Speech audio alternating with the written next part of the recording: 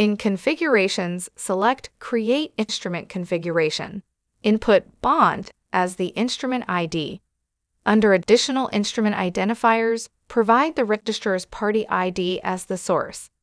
The ID is a ticker or unique identifier, and the scheme is also another unique identifier. Under Required Credentials for Mint Requesters, input the registrar's ID as the credential issuer.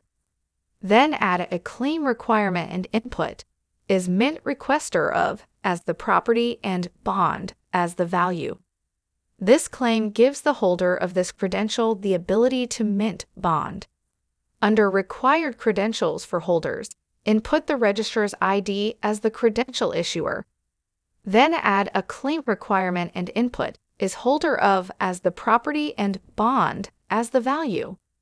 This claim gives the holder of this credential the ability to hold bond. Then click Create, and the instrument configuration is created.